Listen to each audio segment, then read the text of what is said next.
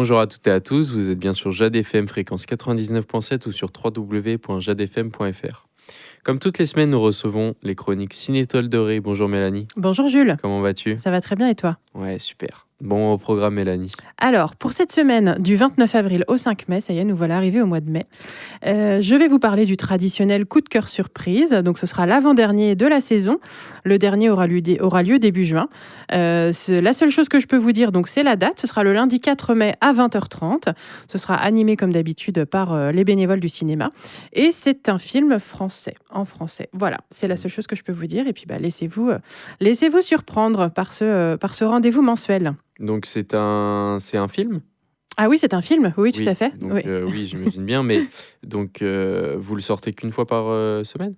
Alors, du coup, le principe du coup de cœur surprise, donc c'est l'AFCA, l'Association française des cinémas arts et essais, qui propose tous les mois une sélection de films en avant-première au cinéma.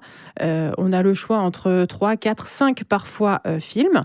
On choisit un film, on le programme, et contrairement à ce qu'on fait d'habitude où on met la bande-annonce, on met le synopsis, l'affiche, là on ne dit rien aux gens.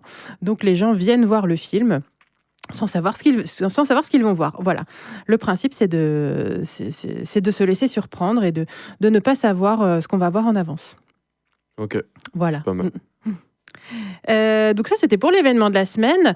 La sortie nationale qu'on a cette semaine, c'est du coup Le Diable s'habille en Prada, donc 20 ans après le premier numéro. Et je vous laisse écouter un petit extrait de la bande-annonce. J'ai occupé votre poste. J'ai été à la Fashion Week de Paris.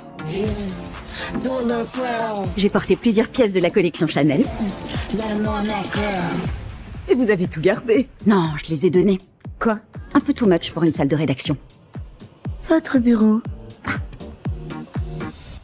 Qui donne ses fringues Chanel?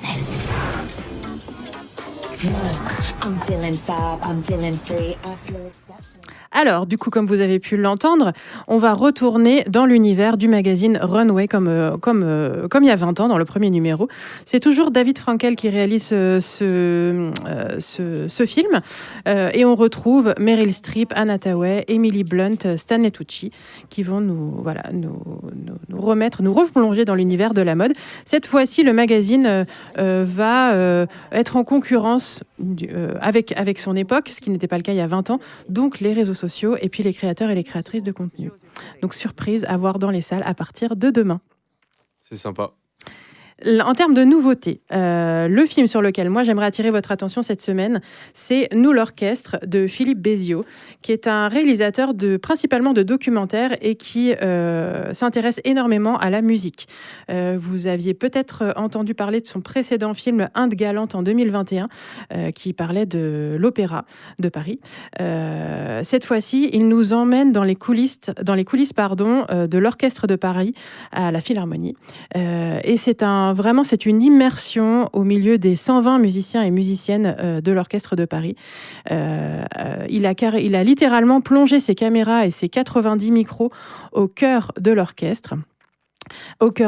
Donc des musiciens, des musiciennes, mais également au plus près du jeune chef d'orchestre qui s'appelle Klaus Makela, qui a 30 ans. C'est extrêmement jeune pour être un chef d'orchestre de ce niveau. Et c'est vraiment, je vous invite à regarder la bande-annonce, même si la musique classique, ça vous intéresse pas trop, c'est vraiment une plongée au cœur de la fabrication de la musique, mais surtout de la fabrication de l'harmonie.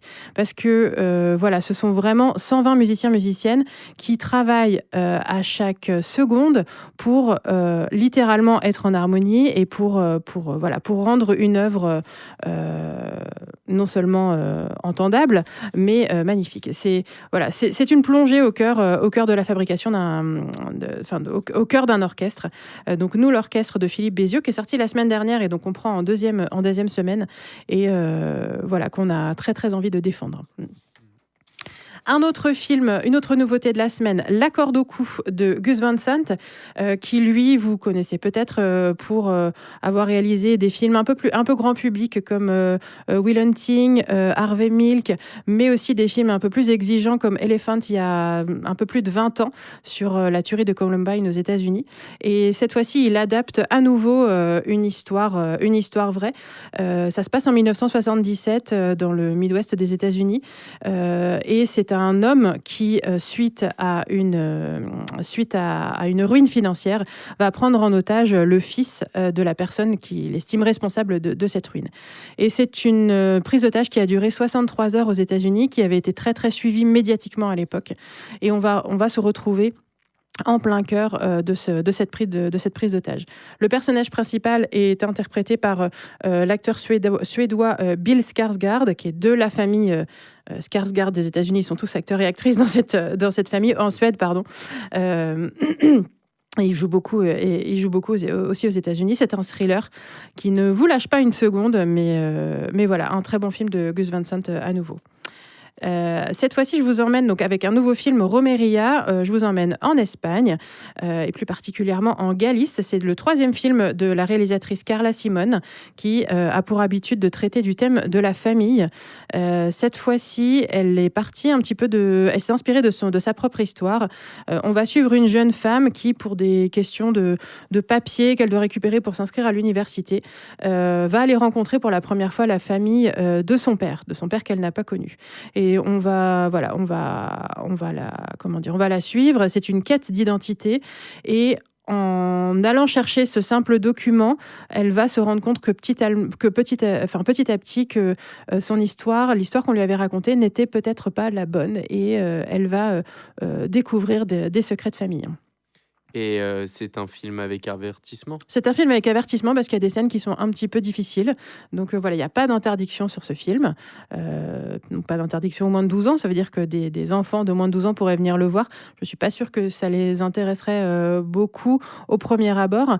Mais il y a des scènes un petit peu difficiles. Donc pour les personnes sensibles, voilà, il y a un avertissement sur le film. Difficile dans tout ce qui est horreur ou c'est... Alors, il n'y a pas de scène d'horreur. Par contre, il y a des scènes un peu difficiles.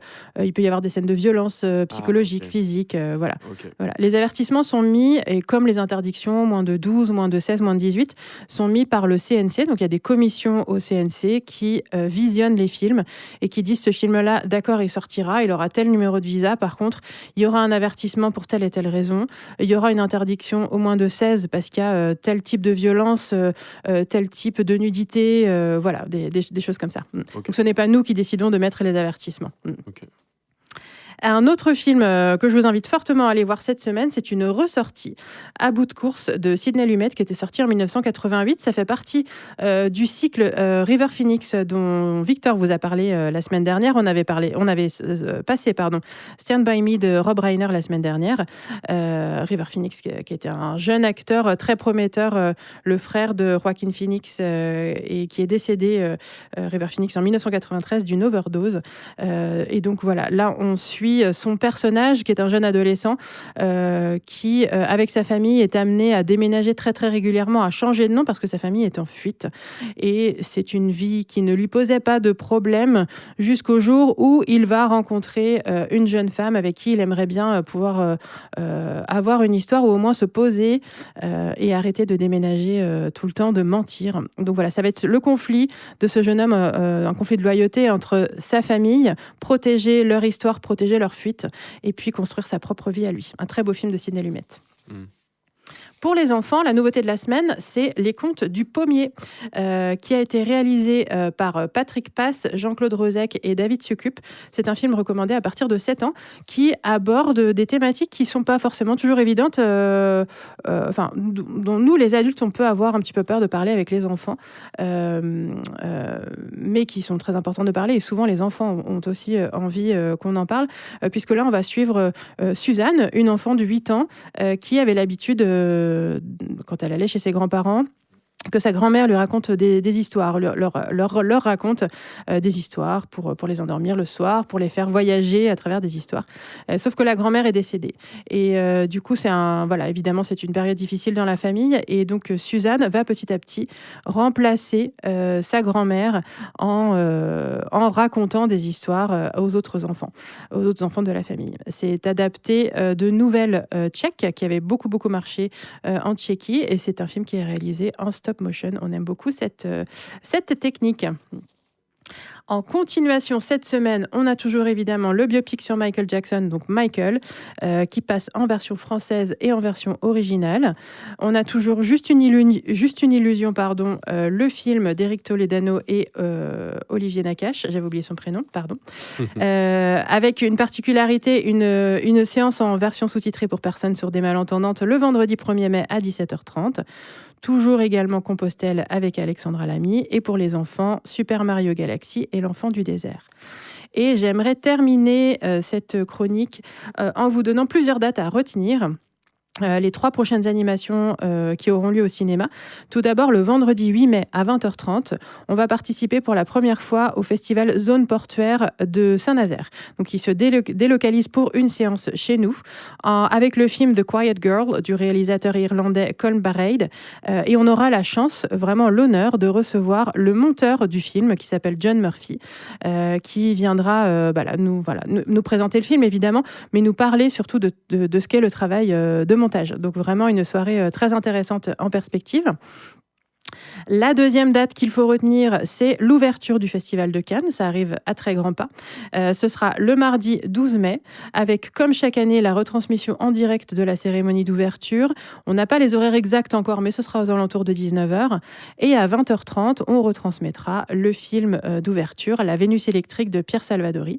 Et la petite nouveauté cette année, c'est qu'on va installer un tapis rouge dans le cinéma pour accéder à la salle. Et puis, entre la fin de la cérémonie d'ouverture et le début du film, donc en gros de 20h à 20h30, on vous servira un petit pot d'accueil, de quoi grignoter entre les deux. Et la dernière date, donc ce sera le lendemain, le mercredi 13 mai à 20h, dans le cadre de Mai à vélo. On recevra le facteur cycliste Vincent Berthelot, qui est le protagoniste du film qui s'appelle Le Facteur humain.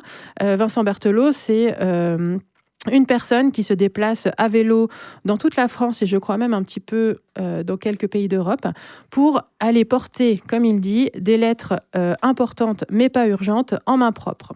Voilà, donc je vous en reparlerai un petit peu plus longuement la semaine prochaine de cette animation. C'est plutôt pas mal. Hein. Merci beaucoup Mélanie. Merci. Et on se retrouve tous les mardis à 18h pour les chroniques Ciné Étoile de Ré. Au revoir. Au revoir.